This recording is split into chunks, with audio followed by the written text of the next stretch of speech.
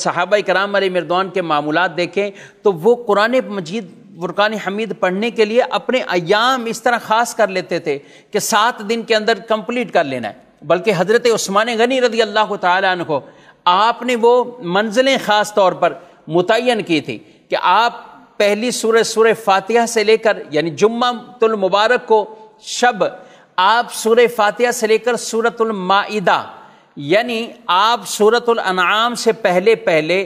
سورۃ المائدہ 6 پارے مکمل اور 7ویں پارے کا بھی کچھ حصہ آپ یہ جمعہ کی شب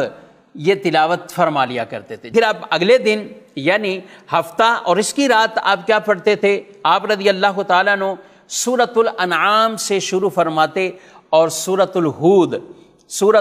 تک آپ اسے تلاوت کیا کرتے تھے۔ اور اتوار کی رات آپ رضی اللہ تعالیٰ عنہ کو سورہ یوسف سے شروع کیا کرتے تھے اور سورہ مریم تک پہنچا دیتے تھے،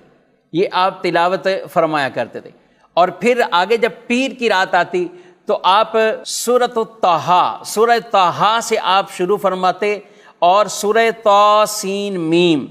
وہاں تک آپ اسے پہنچاتے یعنی وہاں تک آپ تلاوت فرمایا کرتے تھے۔ منگل کی رات سورہ عنکبوت سے لے کر سورہ صاد تک آپ یہ تلاوت فرمایا کرتے تھے۔ بدھ کی رات سورہ تنزیل سے لے کر سورہ رحمان تک آپ تلاوت کرتے اور جمعرات کی رات آپ آگے سورہ یعنی سورہ واقعہ سے لے کر سورۃ الناس تک یعنی یہ ختم فرمایا کرتے تھے۔ سبحان اللہ، یعنی آپ نے جمعہ کی رات کو شروع کیا اور جمعرات